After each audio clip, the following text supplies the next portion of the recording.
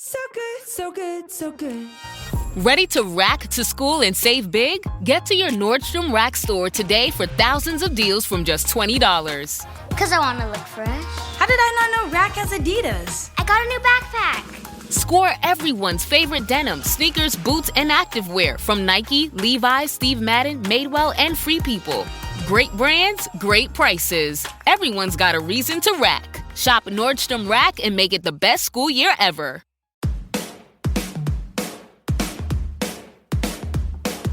Hello and welcome to The Shift, the podcast that aims to tell the no-holds-barred truth about being a woman post-40, created and hosted by me, writer and broadcaster Sam Baker. My guest today is the award-winning novelist, Sarah Perry. Sarah is the internationally best-selling author of 4 novels, but the one you'll most definitely have heard of, and may well have watched, is The Essex Serpent. Published in 2016, it sold over 500,000 copies and won both British Book of the Year and Waterstones Book of the Year, before being made into an Apple TV series starring Clare and Tom Hiddleston. Sarah has also been nominated for the Booker, the Women's Prize for Fiction, and the Costa Novel Award. Born and brought up in Essex, Sarah is Chancellor of Essex University, and it's in Essex that her latest novel, Enlightenment, is set. It's a novel about the presence and absence of faith, and it draws more directly on her own life than usual, because Sarah, as you may or may not know, grew up in a closed religious community. So if you had any doubts about what you were taught was in the Bible, that wasn't thought of as being like an ordinary process of thinking and of an examination of the world. It was the devil tempting you. So I was taught my own mind was a function of the devil tempting me to sin. I met Sarah at her publisher's office in South London to talk about being brought up in the equivalent of 1860, the decision to leave the church, and coming out of the womb as a 45-year-old novelist. We also discussed the success that led to incurable illness, the surprisingly difficult transition from a woman who doesn't have children to a woman who didn't have children, reframing menopause, and why she doesn't want to look like someone who hasn't seen death. I just realised that sounds like this conversation was really depressing, and it really, really wasn't, I promise.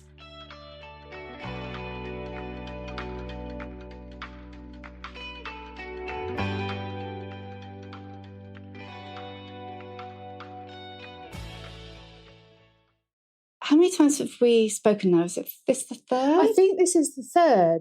And then there's social media does that curious thing of creating parasocial relationships where you're convinced you've seen people quite regularly, but actually you just know where they went on a holiday and that they've done some swimming lately. So yeah, it's so weird. So I am gonna do that annoying thing of asking a bit about your childhood, which you must be so sick of. I don't mind talking about it, but I always think that people must be sick of hearing about it. But no, you'd be surprised, actually. I think because you hear about it all the time, you think, and I'm obviously not saying that everybody isn't hunting out interviews of you to see if you've been consistent. Well, everybody except journalists, obviously. But it really struck me with Enlightenment. And I'm conscious I don't want to do that thing that people always do to female writers, go, oh, you were like obviously writing about your own experience because you've got no talent and imagination. But it struck me that this one was the most. Yeah, completely. And I have a really interesting relationship with that idea of how much people are writing about themselves and that old thing of write what you know, because that's all you're doing anyway. I could write a novel set on an as yet undiscovered planet and I'd still be writing about myself because I'm writing out of myself. But this is definitely the novels that's most obviously taken from my own experience. So the chapel even looks like the chapel where I spent most of my youth and childhood. The same sort of pews and the same milky globes of glass on the lights.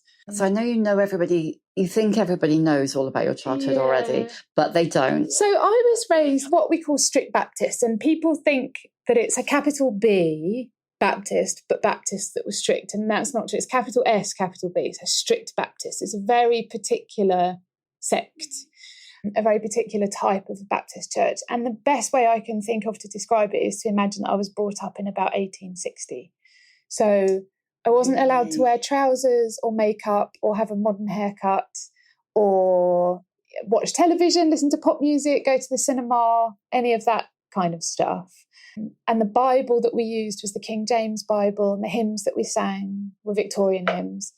And although I went to a normal school, I was just very out of time, sort of very out of the world, so to speak. Complete bewilderment, because the girls would be talking about pop music and they would be talking about films. And one of the most embarrassing moments of my entire life is when I was about 13 or 14 and everyone was talking about what film stars they fancied. And I'd seen hardly any films, but that Christmas we'd been to stay with my uncle who had a television, and we'd seen Where Eagles Dare. So I panicked and I said Clint Eastwood, but I had no idea that by then Clint Eastwood was already in his sort of late 70s. It's like fancying your granddad. Yeah, and everyone just laughed and laughed. And it was good training for a novelist, actually. I think if I'd had a different disposition, I would have found it really hard. But what that life did give me was poetry, classic literature, classical music, the arts, and also like really deep and profound thinking. So thinking about philosophy and theology and ethics and questions of eternity and strangeness and the sublime and the wonderful from the age of like 3 or 4. So it was kind of good training. So were you aware as a little girl and then going into teenage that you were, I think I've seen you describe yourself as strange? Yeah. I was going to say different. Yeah, very much so. Certainly at primary school, I would have, you can't really bully me. So people tried to bully me, right? But the best way to disarm a bully is by agreeing with them, right? So when I was at primary school, I would be mocked roundly on a virtually daily basis for having religious parents. And I would just say, yeah, I know, I have to go to church like 5 times a week. Or they would say, oh, your clothes are like, why do you wear such weird clothes? And I was like, don't even get me started. Like, I have to wear this stuff. And it meant that attempts at bullying were completely diffused. And the reason that was easy for me was because what I did have was the sense that my intellect was my primary, like, thing that I had that was a gift that I was very lucky to have and that would take me places. And because I prized myself, the one thing I prized about myself was the thing that nobody could mock, right? So if I had prized my looks or prized my sense of clothes or something, then of course it would be easy to mock me because I was odd looking. But the only thing I had that I thought was of any value was my mind. And that was the thing that nobody could mock. And you must have been incredibly self-contained then as well. Yeah. Because if you've got, I mean, I don't know what your school was like, but certainly my school, I mean, I'm like 10 years older than you, at least. But my school, it was like, that was zero currency. No, nobody gave a shit if you were brainy. In fact, that was a bad thing. Yes, yeah. I went to a grammar school, so not a paid for one. You know, I don't come from a family with any money, but I did pass the 11 plus. And I actually remember, so sort of philosophically speaking, I'm kind of against grammar schools, but experientially, I think they're extraordinary. It's really hard when your sort of broader politics come up against your sort of empirical observations of the world. And I can just remember the first day at secondary school, walking up the steps into this old building and seeing 2 girls carrying flute cases and somebody else holding Wuthering Heights. And I just thought, okay, here we are. And so that was your secondary school, it was a grammar? Yeah, grammar school, yeah. I'm a bit jealous, I've got to say, because, I mean, my childhood is nothing like yours at all. Like normal with a, you know, whatever normal is. Yeah, and we'll talk about that in a bit, normal or ordinary or whatever, but completely. But my school was very much like, I think there must have been other kids there who were a bit booky, but, you know, you kind of, I don't know where they were. They certainly were in my class. It was a huge school. Yeah. And it was most of that, my experience of that 10 to 15 was about hiding. Wow. Yeah. It's so interesting, isn't it? I'm a very happy loner. I've never been lonely in my entire life. Or if ever I've been lonely, it's been in crowds. I'm never lonely. Most of the time, I'm never lonely. I'm certainly never lonely when I'm alone. And I was just very solitary. And it kind of served me in good stead because I didn't join in with any of the cliques or the little groups. I just was happy to chat to anybody. Didn't belong in. If you belong nowhere, you belong everywhere. with such a healthy attitude. I'm just going to sit in this little room in your publishers and like try and absorb it, so that when I leave, when I leave this room, I'm just going to be transformed. I hope so. Well, it took a long time to kind of learn, I think. And there were times when I wished that I could have been a thin girl in a cool pair of jeans who went to the local nightclub. But in my heart of hearts, I didn't think those things were valuable. What I did think was valuable was literature and thought. And I suppose it's about locating your sense of self, isn't it? And your sense of sort of worth. I think it's really easy to talk about what was lost by my childhood and what was kept away from me. But I try to look back with grace and to think about what was given to me. And what was given was this sort of very, very firm sense that there was value in the books that I wanted to read. There was beauty in the art that I made. There was skill in the music that I performed. And so when I was sort of confronted, as I often was, with my own strangeness, I would think, but I think that's okay. And it was really interesting. On my 18th birthday, having always really thought of myself as being a loner, there was this Edwardian house on the grounds of the school, which I imagine used to be the headmaster's house or something in years gone by. And it was the sixth form house. So it was given over to the sixth form as a sort of common room. And I arrived at school on my 18th birthday, and there was a banner hanging outside the school saying "Happy Birthday, Sue," which is my nickname at school. And there was a big birthday cake for me, and everybody sang "Happy Birthday."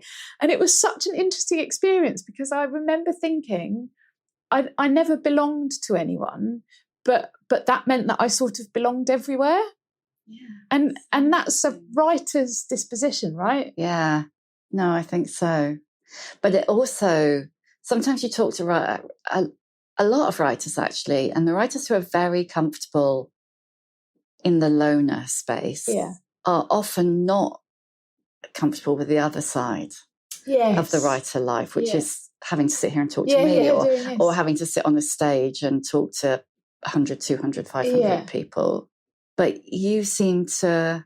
It seems like you can just move between the two. I can't do parties. It's just, it's terrible. So I can do this because I'm having a conversation about things that matter with someone who's interesting and interested. And when I'm on stage, I'm talking about things that matter with people who have come along very kindly to hear me talk about them. If I go to a party, I just am completely at a loose end, because unless I can find someone who will sit in the corner with me and cry about their childhood or tell me about their illness and their pain or their dad, but I cannot flip from group to group talking about inconsequential things. It's my idea of hell. So that's what I can't do. Yes. The way I deal with it is just by walking up to somebody and saying, I really hate parties.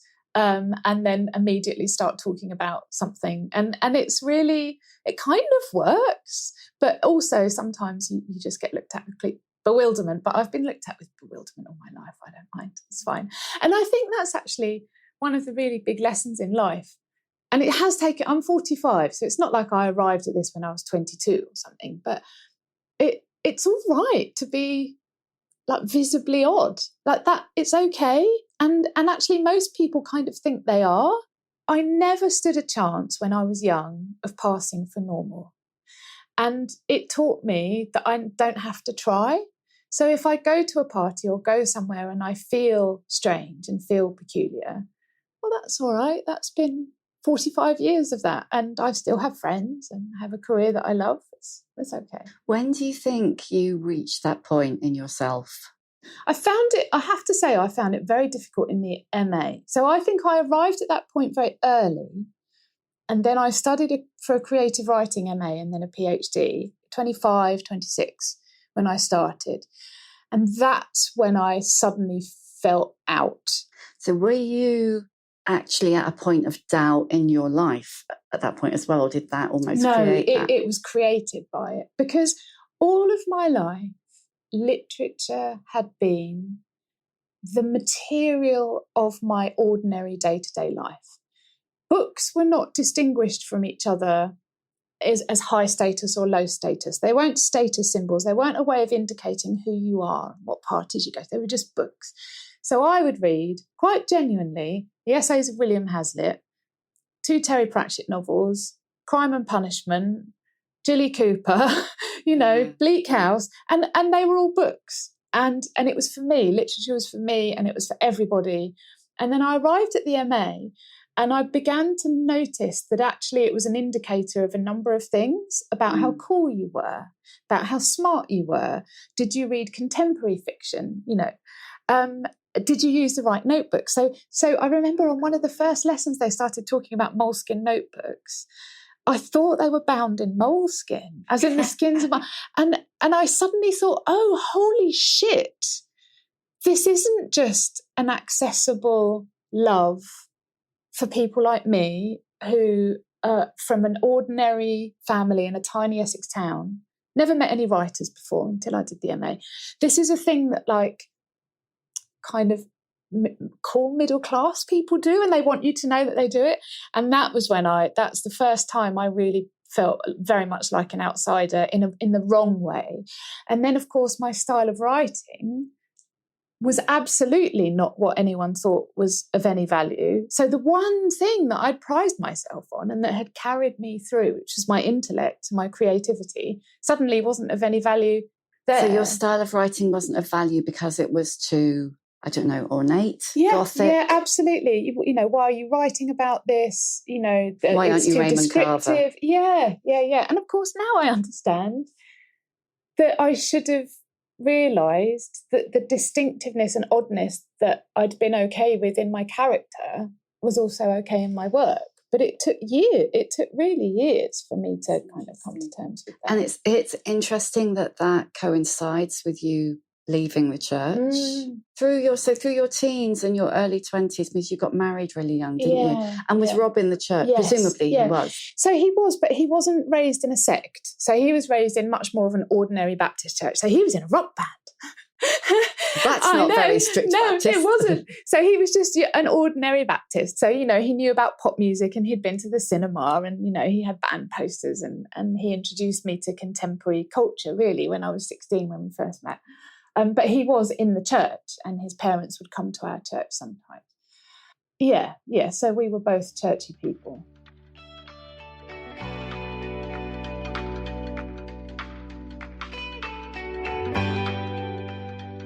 This episode of The Shift is sponsored by Shopify. When I think back to starting The Shift, I can hardly believe I pulled it off. I mean, I knew nothing. And I had to figure it all out on my own. Scripts, scheduling, branding. When you're starting something new, it can seem like every time you tick something off your to-do list, 2 more things magically appear in their place. So finding a tool that simplifies the whole process can be a real game changer. For millions of businesses, that tool is Shopify. Shopify is the commerce platform behind millions of businesses around the world. From household names like Heinz to Allbirds and Skims. Get started with your own design studio. With hundreds of ready-to-use templates, Shopify will help you build an online store to match your brand style. Accelerate your content creation. Shopify is packed with helpful tools to write product descriptions, headlines, and enhance product photography. Get the word out like you actually have a marketing team to create email and social media campaigns wherever your customers are scrolling. And best yet, Shopify is your commerce expert with world-class expertise in everything from inventory to international shipping to processing returns, you name it. If you're ready to sell, you're ready for Shopify. Turn your big business idea into with Shopify on your side. Sign up for your £1 a month trial at shopify.co.uk/shift. Go to shopify.co.uk/shift.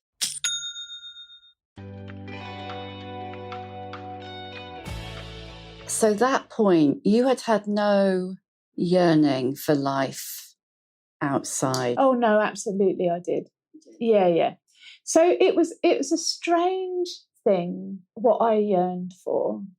So I didn't yearn for what my parents would have called worldliness. So I have never wanted to go dancing and have loads of lovers, or it all sounds exhausting. I just want to be left alone at my desk, right? Yeah.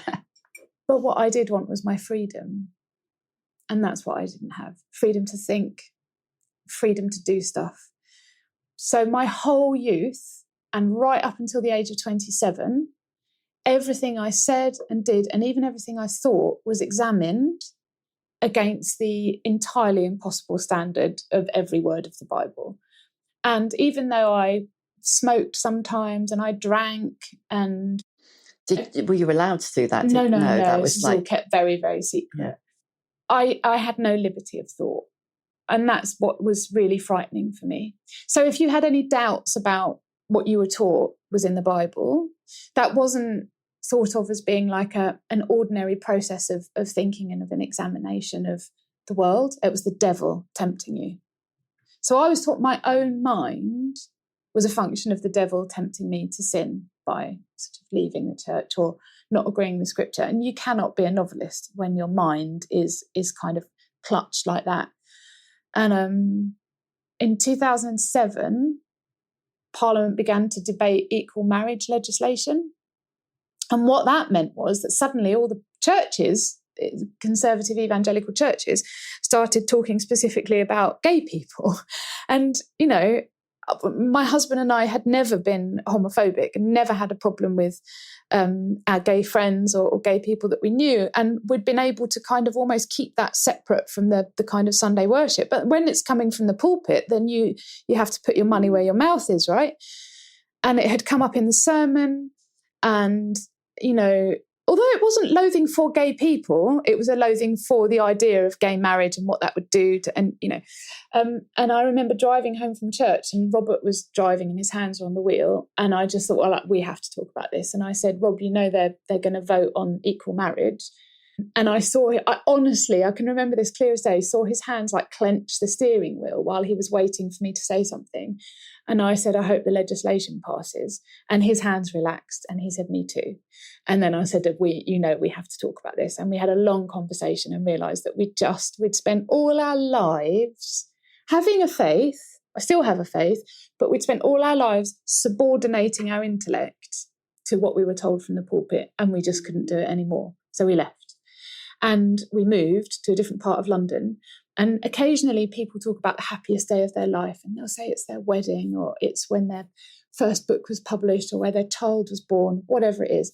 But I know what the happiest day of my life was. And that was one Sunday morning at the age of 27. And it was the first Sunday morning in 27 years that I woke up and I was allowed to decide for myself what I wanted to do that day, because I didn't have a Sunday school class to run. I didn't have a church organ to play. I didn't have to prepare an old people's service. I didn't have to do anything. I didn't have to go. Nobody would phone up and say, we missed you this morning. Nobody would phone up and say... So that kind of a passive aggressive, not we missed you. Where were you? Yeah. Oh, absolutely. It means where were you? Why weren't you here? And we'd moved to Victoria Park Road. And I said to Rob, we can just go to the park. And we walked up Victoria Park Road and we walked into the park and we went to the cafe, and you weren't supposed to spend money on a Sunday. We went to the cafe, and I can remember as clear as day that Robert had a cappuccino and a croissant and I had a cappuccino and overnight oats, and we sat watching the ducks. And I'm deathly serious when I say I felt the heaviest imaginable weight lift from my shoulders. I felt like I was going to float out of my chair, because it was the first day of freedom of my entire life. It was, and I'll never be that happy again. And do you feel free now? Yeah. And I find it's a daily amazement to me. And my family, my parents, are wonderful about it. They're still in the church, and they wish that I was, but I'm at liberty to talk to them, and we discuss it, and I feel no obligations or bitterness or anything. I feel free to go to church when I want to, and I feel free to not go, and I'll never take it for granted. And I feel free to think. I feel free to think one morning there is no God, and then go to bed at night a believer. I'm free to do that, and it's amazing. It's amazing. It's so fascinating to think about it like that. And you talk so positively about what it gave you as well. Whereas so often, like you said earlier, it's portrayed as a negative. Yeah. And there are stories that are not my stories that I can't tell, and it would be wrong for me to.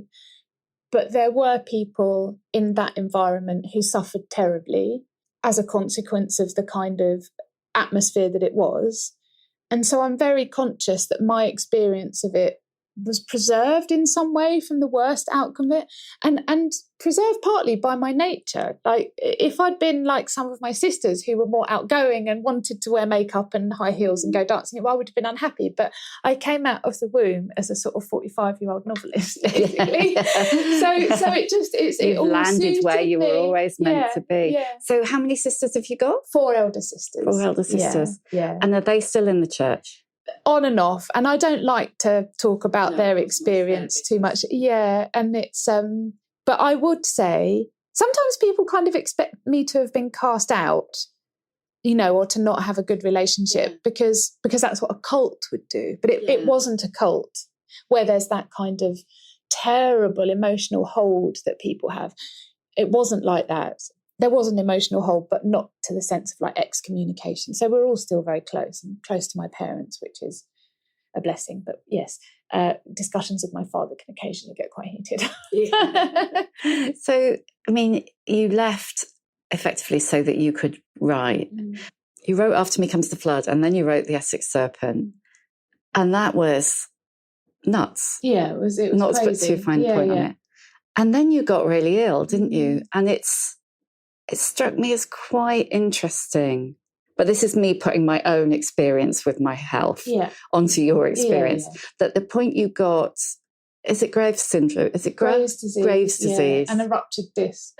Was at the point that all of that was happening, wasn't it? All of that, Essex Serpent, love, madness, awards, TV. Yeah. It was a very, very strange experience. And I was asked at an event last night, a really lovely event, what was it like, to have that success? And there's a number of things. Firstly, you and I both know that there are every year 3 or 4 debut novelists who just will be hugely successful because their book's been acquired for a large amount of money. There'll be a huge publication budget behind it, and they will be huge.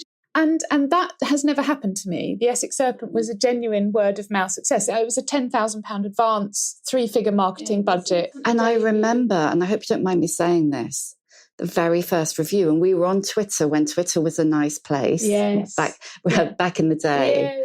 And you had a review in the Times. And I remember I'd read the proof and I loved it. And I read this review and I just thought, what the fuck? Did they actually read the book that I read? Yeah. I think that might have been Melmoth, actually. Was it Melmoth? So the Times gave me a good review for The Essex Serpent and then hatchet jobs ever since. It's really funny. That's because you've had success and you can't have too much more success, especially not if you're a woman. Especially not if you're a woman. It's funny. I've now decided to find it funny. But 3 hatchet jobs on the trot from the Times, which is fine. Oh, well, you can't have it all. No, you can't. If everyone agrees, it starts to look suspicious, doesn't it? Anyway, so it was not one of those, we're going to make this a success if it kills us. No, it was total word of mouth, slow burn, small publishers, small budgets. Nobody had ever said to me in my MA or at any stage, you're going to be big, and I assumed, the life plan was that I would publish a slender volume every 3 or 4 years and have a cult following and teach creative writing and maybe one day be able to buy a flat. Like that, because of no family money, no help with anything. I've worked since I was 16, and same for Rob, nothing was ever going to buy us a house. And then suddenly you wake up one morning and all over the country, Waterstones has these massive displays in the windows. And this was before that was decided by head office. This was all booksellers loving the book. But I became so ill. And I had a 3rd-degree burn that left an open wound on my leg for months. I had to have emergency neurosurgery on my spine. I suffered such tormenting pain for so long, I developed the same variety of PTSD that is experienced by torture victims. And I had an incurable autoimmune disease. And because I'm a grafter, I worked through it whenever I could. There are things that haunt me about this. And one of the things that haunts me most of all, actually, was that I went to the British Book Awards and I was hopped up on nerve block, but it was after my spinal surgery, like 12 days after or something, and couldn't drink because of the medication that I was on. And when I was announced, I staggered slightly when I went up to the stage. So I was on gabapentin, and I overheard a couple of people say, "Look at her, she's already drunk." Oh, fuck. And it was off. really extraordinary, because that was the moment I suddenly thought, this is the poison chalice of your success. You know, it's okay for them to say that because I've just won something. And I thought, and this is it, isn't it? I can't turn around. I can't stop on my way up to the stage and say, I've actually suffered savage, virtually suicidal pain, and I'm on gabapentin and opioids. Please don't say that. You just have to let them speak. You have to rise above it. Yuck. So I'll never actually really know what it's like to have a hugely successful book, because at the same time I had suffered so much. Now, I know how annoying this is, and I am not in any way saying it was somatic. Was there an element, you think, of it being a psychological reaction? Yeah. Well, the thing with Graves' disease is it's an autoimmune condition. Nobody knows what causes an autoimmune condition. Like, why does your body suddenly attack itself? But the research that they've done seems to suggest that very stressful life events can trigger it. And I was diagnosed before publication of the Essex Serpent. And in the lead up to the diagnosis, I had a full-time job at the Council of the Inns of Court, whilst doing a full-time PhD, whilst also working as a freelance journalist. And this is not a level of work that anybody does, and writing a book. And this is not a sustainable level of work for anybody, and it had been for years. And it wouldn't surprise me to find that the strain of the kind of work that I put myself through, and that I still put myself through, contributed to it. But Graves' disease is very mysterious. All autoimmune disorders are. People really don't really know. No. So how did you come through it? Because you're, like mid-40s now. I mean, you could be putting on an excellent performance, but you look pretty well. Yeah. I mean, you climb mountains now, don't you? Yeah. Well, I don't know about climb mountains, but I lift weights, yeah. Well, I was very, very lucky with the initial diagnosis. So my symptoms were those of extreme anxiety. So everybody just thought I was anxious about having a book out. So shaking hands, sweating all of the time, pounding headaches, racing heart rate, feeling nauseated, panic attacks. It looked like an anxiety disorder. And I went to the GP, and it was a young Black African doctor who quite recently immigrated into the UK, and he was a Christian. And he spoke to me for ages, and he said, "Do you have a faith?" And I said, I do, actually. It's a little bit wavering, but I do. And he said, "Listen, I think you're anxious." And he said, "I'd like you to go home and read some scripture, meditate, try to remember it's all in the Lord's hands, but we will do a blood test." Oh, thank God for that. I was just thinking, no, that's my idea of hell. Yeah. He did check first, and I don't know whether his years in the UK have taught him not to do that now. But I didn't mind, because he'd picked the right audience, and he obviously really cared. And he said, "But I think we should do a blood test." And then he phoned me the next morning, and he said, "Yeah, you need to come in." So I was diagnosed 48 hours with Graves' disease, immediately put on medication. But the muscle wastage and the bone loss from the Graves' disease led to a very severely ruptured disc, and it's like you have a chip on your windscreen, and then you go over a speed bump and the windscreen breaks. It was like that. So I've been treated for it. I had radioactive iodine treatment that killed my thyroid, which is the main cause of the danger. But what they didn't tell me was that it would also put me into early menopause. Oh, if they'd told me that, I might have said no. Yeah, or you'd at least been forewarned. Yeah. So I went into quite early menopause, or perimenopause. God. So you were just not expecting that? No, they kept asking me if I wanted children, which I didn't and never really have. So they obviously knew that. Yeah. But I thought they were asking about it because if you get pregnant having had radioactive iodine, there can be damage to the fetus. So I kept saying, no, don't want children. If they'd said this is going to kill your egg reserves and put you into early menopause, which obviously has all sorts of risks, I might have asked for a surgical thyroidectomy instead. But I noticed in reading Enlightenment yesterday, a sentence that actually did leap out at me, and I was thinking, is this just a much too nosy thing to ask? I think one of the characters, in fact, it's Grace as she gets older, and Grace is the protagonist, one of the protagonists, and she starts as 19 and she ends up more or less 40, doesn't she?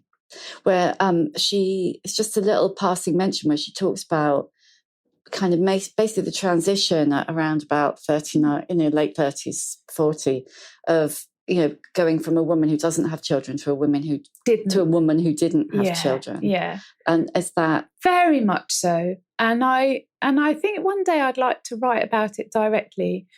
I never wanted children ever. My sister started having children when I was 6, and it just looked like hell. And for most of my life, I have never been able to understand why anybody would do that. I find it really difficult to get my head round. It seems an irrational act. The damage that it does, psychic and physical damage, the fact that statistically you're happier without them, marriages are better without. I just don't understand it. And when I met Robert, I said, incidentally, I'm never having children. And he had wanted children. And when I was 30, I was suddenly hit by wanting a child. Completely out of the blue, hormonal, I'm absolutely sure. So we started trying to have a child. Nothing happened for about a year. And then I had a miscarriage, early miscarriage. And I miscarried, and it was sad. And then I thought, oh, well. And then we went to the doctor, and I was diagnosed with unexplained infertility. Although shortly after that, I was diagnosed with Graves' disease, and infertility is correlated with Graves' disease. Not necessarily caused, but it's a correlation. And it became very clear that if we were to have children, it would require IVF or something along those lines. And I just said, no, I'm not doing that. Yeah. And then just never really thought about it again until I went into perimenopause.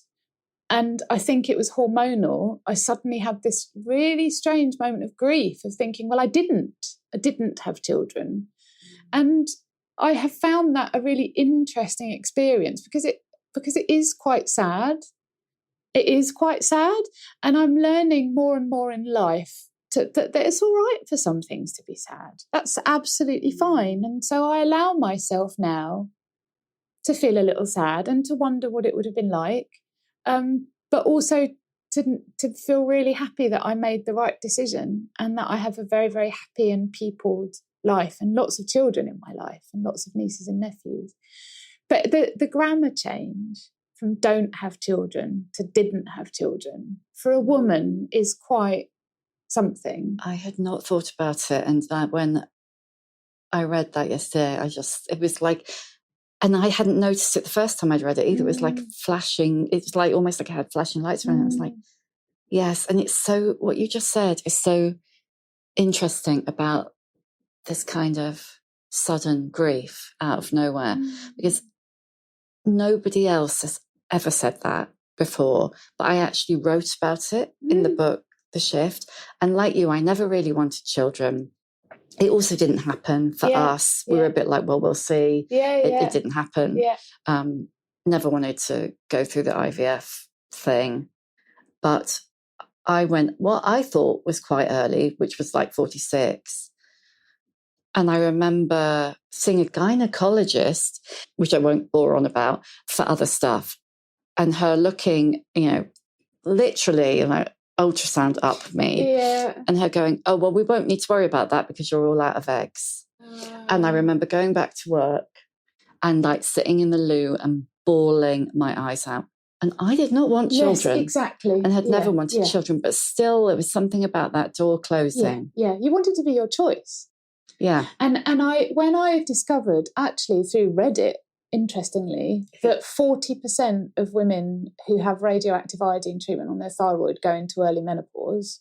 Because going through menopause isn't just about whether or not you've got children. It's to do with like it weakens your bones, you lose your collagen, there's all sorts of other things happen. And the loss of your cycle is not necessarily related to fertility. It's to do with this amazing connection to your body and to the passage of time and the way you feel at different parts of your cycle. I don't feel perimenopausal at all because the HRT is great stuff. But I did feel, I try not to feel angry. I don't think it serves me.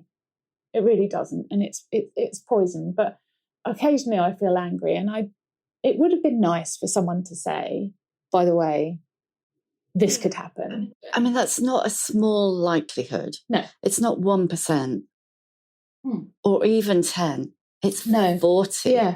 Yeah. And they told me about the increased risk of cancer, and I was all right with that. And they told me about the danger to other people. So I had to be isolated from pregnant women and small children for 10 days because I was radioactive. And I remember when my nails grew, I had ridges on all the, like dips in all of the nails from where the radioactive had altered me. But yeah, nobody said, oh, and you're a woman and this will probably destroy your remaining egg reserves. It's strange. Well, there are so many things we could say about that, and we would be here all day. But the fact that that was not considered relevant or important, or... Because my value, the value of my fertility was the production of babies. They didn't think about the other value to a woman of still having a menstrual cycle. It's purely about the production of babies. And I found that really interesting. So fascinating. So you were kind of like thrust into, against your knowledge, thrust into menopause at what, 39? I think I was 41 when I had the treatment, yeah. And it was kind of immediate, you know, within months I was having hot flushes. And so how did you feel about it kind of before and after? Because it's been framed as such a negative, hasn't it? Yeah, do you know, I've ended up talking to women, the young women in my life about this. So I always thought that I'd be horrified and that it would be really terrible. And now I've just realised it's just another thing. Before menopause, on a monthly basis, you hemorrhage painfully from your genitals, right? Having experienced short-term psychosis or depression or rage, right? Followed by serious cramps a lot of the time, anemia because your iron levels have dropped, tearfulness because you feel so unhappy, weakness because you've got no blood left in you. And then the whole rotten business starts again 3 weeks later. And you do what you can to mitigate it. You take ibuprofen, you eat some chocolate, you try to take some time off work if you need it. You don't go and pump iron on your heaviest bleed day, right? Then you go through perimenopause and slightly different things happen. You might get hot flushes, you might experience itchiness and dryness, and then you do what you can to mitigate that. And then you're postmenopausal, and like none of it's worse. It's just stages of life. And the only reason we think of perimenopause or menopause as being this bad thing is because we've all absorbed this idea that we're not supposed to get older and that our value is in childbearing. If you just looked at it in the abstract, you've got bleeding, pain and going crazy. Then you've got like hot flushes, itchiness and brain fog. And then you've got the bit that comes after that I don't know about. And at every stage, you take what you can to help. Most of that's gone then. Great. There you go. Yeah. So if we just need to reframe it as being, you have some things happen to your body and mind at this age, some things happen to your body and mind at this age, all of it can be helped. If you take away valuing yourself as a youthful sex object that can create babies, and you value yourself on a bunch of other stuff, there's nothing to fear.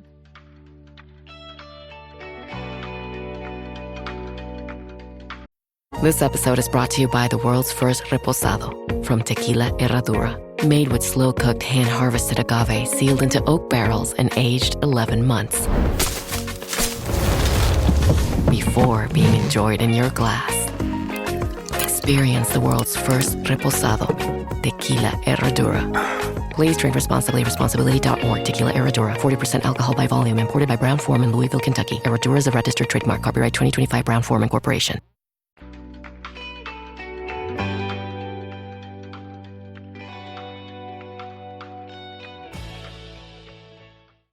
Do you think what you were saying earlier about how from a very, very young age, you were taught to value your intellect above all else?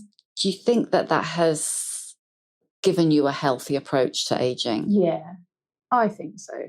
And also I think I turned the fact that I looked odd and dressed eccentrically into a delight, into just one of my life's joys, right? I've never passed without notice, ever.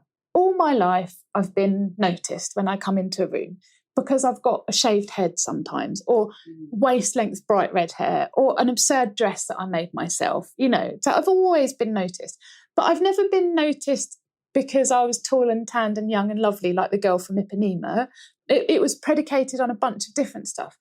And so sometimes people talk about getting invisible as you get older. I'm not invisible. People stop me in the street to talk about my hair or my shoes, you know? And I think that, listen, we're operating in the framework of the patriarchy, right? We know we are, and we know that we're judged against a set of values that we can't do anything about, but we're not helpless victims here. And I do think there's a version of feminism that risks becoming complicit in its own oppression, right? You don't have to bow the knee to what society expects a woman should look like and behave like. You do have a choice. It's hard, but you have a choice. And sometimes when I hear women talking about their invisibility, I think that's because your calling card was that you fit the patriarchy's expectations of a woman's value, and you prided yourself on that. And that's fine, but if that was what you prided yourself on, then yes, when you're 50, you're going to feel that you've become invisible. But if all your life you prized yourself on expansiveness, wit, eccentricity, strangeness, commanding a conversation, crazy shoes, beautiful, odd long hair that, people notice when you walk past, you can have that when you're 75. My approach to aging has really been helped by the fact that I'm noticed for the same things I was noticed about when I was 12, when I was 22, when I was 32. And none of them are to do with like an idealised patriarchal idea of what women are supposed to be like. It's so interesting because I think my hair, it took me a long time. It took me until my late teens, early 20s to learn to love my hair. And I actually think the thing I felt the most through the ageing process that I struggled with was my hair fading, which is kind of ironic given how much I hated the ginger. Was it very, very red? Yeah, I was really ginger. Yeah. And now it's kind of beigey. And I remember almost the first time I walked past a shop window and glanced in and didn't see a big red blob, kind of saw this like beige thing. And I was a bit like, what? Where am I? But you're right, because I think, apart from Gabrielle Zevin, who's got huge hair, you're probably the only other person I've interviewed who's got such big hair as me. Well, do you know, one of the reasons I'm growing it is because it's been dyed since I was 19, 20. It'd been bleached, hennaed, shaved, chopped. And then when I shaved it in 2021, right back to the scalp, I suddenly realised that this was my opportunity to find out what my natural hair colour is. So is this your natural hair colour? This is my natural hair colour. And I'm going grey. So I'm getting a white streak here and it's paler on top than at the end. So if I put it up in a bun, these are quite strawberryish and the top is quite silver. Yeah. And I'm so excited. I'm so excited by it. Exactly. Yeah. It's like my roots. Sorry, for those listening, I'm now holding my roots up above my top, and then my roots are grey, and the top is like the ends are still pretty red. Really red. Yeah. But how exciting! And we talked earlier, off camera, so to speak, about the book that I've got coming out at the end of the year, which is about caring for my father-in-law while he was dying. I don't want to look like someone who hasn't seen death. I want to look like somebody who's experienced what I've experienced, who's done what I've done. Why do I want to look like some wet behind the ears 23-year-old that doesn't know anything? I have travelled all over the world. I have seen black rhino with its young. I have seen giraffes stalking through riverbeds. I have been in the Arctic. I have nursed a man to his death. I have endured tormenting pain and come out the other side. I've been married for 25 years. I don't need to look young. I want to look like me. You want to see that on your face. Yeah. I mean, I might eventually get Botox. We'll see how the wrinkles settle in. But for now, I'm all right with them. The book that you've written about the death of your father-in-law, Death of an Ordinary Man, which is like literally just been announced the day that we're meeting. So thank God it wasn't announced tomorrow. Can you tell us a little bit about that? Because it's so different for you, isn't it? Yeah, it's my first memoirs, first full-length work of non-fiction. So my father-in-law, David, was 77 and he was our friend. My mother-in-law died a long time ago, Robert's an only child, and David lived near us and we had so much fun. We went to the circus together and we were always having afternoon tea or Antiques Roadshow and a takeaway, right? He was a young, strong man with a full and happy life.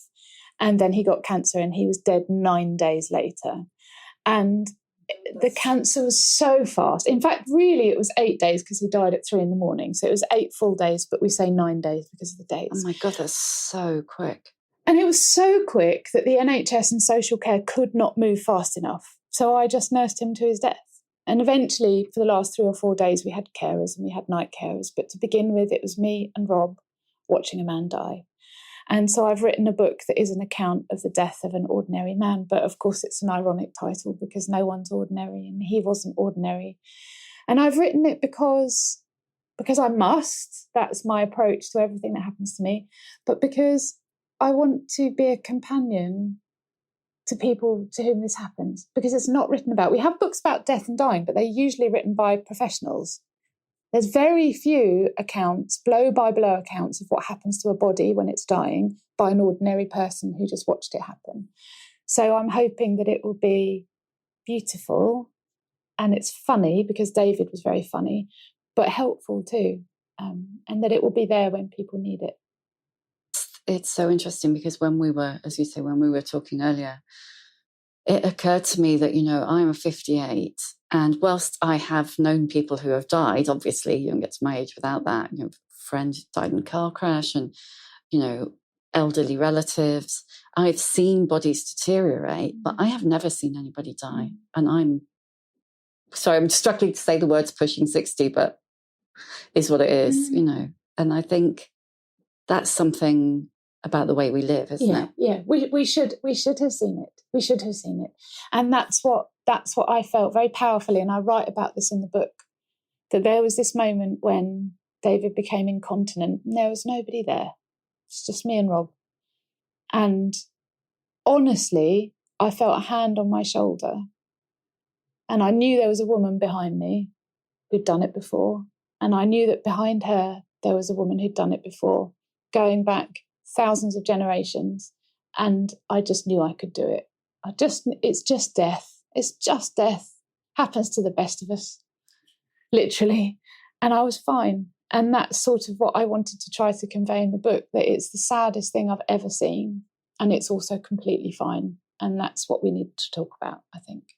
And then, like you say, do you want to look like a person who hasn't seen that, who, like a boiled egg, as somebody said on the podcast before? Yeah. No, I don't. I don't want to look like that. I'm glad that I have grey hair and that I have laughter lines, because I've laughed a lot and I've mourned a lot, and that's okay. That is a really brilliant place for us to end and go into the questions I always ask. What is your emotional age? 45. I just am as I am, I think. But I think I've always been about 45. I think I'll probably stay here as well. I'm all right with this. Yeah, that's interesting. Maybe I'll ask you in 10 years, see if you're still 45. Yeah, do. Give us a book recommendation. So it can be literally anything. I'm going to recommend 7 Brief Lessons on Physics by Carlo Rovelli, which is just beautiful, and it makes you feel like your place. It changes your sense of your place in time. And could you have written Enlightenment if you hadn't read that book? No, absolutely not, no. What advice would you give younger women? I always think you're not young. You still you contain yourself. Who you are now is who you'll be when you're 40, 50, 60, 70. You've arrived, you're here. This is your life. You're in it. Don't focus on the fact that you're young. Just focus on the fact that you're here. Who is your old bird role model? Iris Apfel, because she exemplifies that thing where if you've got a style, you will never be invisible, however old you are. We haven't even talked about clothes. I can't believe we got through a whole hour without even talking about clothes. What's your superpower? Empathy. I can get anyone to tell me anything. At bus stops, on trains, anywhere. Is that always good? No. It does mean that I quite often go away from book signings having been wept on by 3 or 4 different people, but that's okay. That's fine. I can bear it. And last one, how many fucks do you give? Way too many. Yeah. I think that's okay, though. I've met people that give no fucks and they can be really unpleasant to be around. I think you should give quite a few fucks if you can. Thank you, Sarah. Thank you. I really enjoyed myself. Thank you so much. Thank you for listening. If you enjoy The Shift and would like to show your appreciation, why not buy me a coffee? Go to www.buymeacoffee.com/The Shift with Sam Baker. You can hear a new episode of The Shift every Tuesday, wherever you get your podcasts. And if you like what you hear, please do rate, review, follow, tell your friends, because it really does help other people find us. And if you'd like to know more about my own experience of shifting, my book, The Shift, How I Lost and Found Myself After 40, and you can too, is out now in paperback.